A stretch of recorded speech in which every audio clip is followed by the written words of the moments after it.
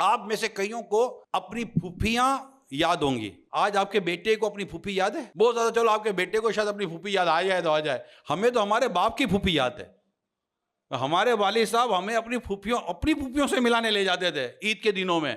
یہ یاد ہوگا آپ سب کو میں جو باتیں کر رہا ہوں. جب عید ہوتی تھی تو ہم چھوٹے چھوٹے ہوتے تھے, ہمارے والد صاحب ہاتھ پکڑ کر ہمیں رشتہ داروں کے گھروں پہ لے جاتے تھے. ہمیں رشتوں کی پہچان ہمارے والدین نے کرائی. آپ کو یاد ہوگا, آپ کو بھی یہی ہوا, میرے ساتھ بھی یہی ہوا ہے. میں کوئی جوان آدمی تھوڑی, I am 57 year old almost, میں دادا نانا ہوں. آج کیا ہمارے بچے ہمارے ان کو جانیں گے, ہمارے ان کزنس کو پہچانیں گے؟ کیونکہ ہم لے کر ہی نہیں جا رہے. ہم عید پہ بول بھی دے بیٹا چلو اب وہ آپ جاؤ نا, میں اپنے دوستوں کے ساتھ جا رہا ہوں, میرے پاس ٹائم نہیں ہے. وہ بولا ٹھیک ہے بیٹا, ٹھیک ہے, کوئی مسئلہ نہیں ہے, ہاں بیٹا ٹھیک ہے. اب بیوی بولے گی لے جاؤ نا, کب سدھرے گا یہ؟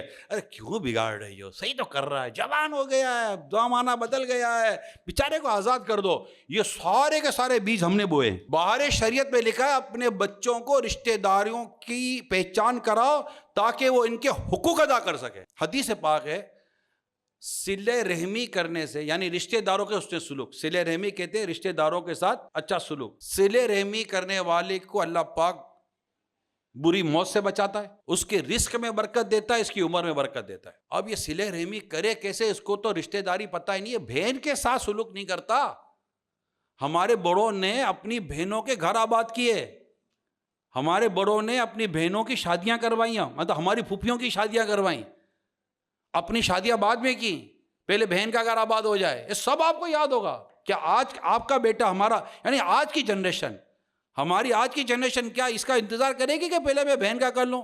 بلکہ باپ تو یہ کہتا ہوا ان کے ساتھ بیٹھا ہوتا ہے, میں مر جاؤں گا تو کرے گا کیا اپنے بھائی بہنوں کا. یہی وہ چیزیں تھیں, کلچر, ثقافت, ہماری اقدار.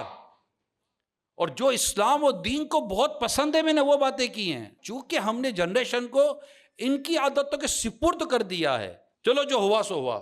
اب اگر وہ آ جائے واپس, اب تو گھوڑا اتنا بڑا ہو گیا کہ بیٹھنے جاؤ گے تو گرا دے گا, لیکن ابھی بھی گھر میں چھوٹے چھوٹے ہیں. اب جیسے یہ ان کو لے کر آئے, میں اس کو بچے کو دیکھ کر یاد آیا, اب ان کی عمر آپ کے سامنے. اب اس بچے کو جو میں نے عرض کیا ہے, اگر آپ اس پیٹرن پہ لے کر چلتے ہیں, مسجد, قرآن, دین, اسلام, رشتہ دار, یہ بچہ بڑا ہوگا نا تو یہ آپ کی اسی ٹریک پر چلے گا.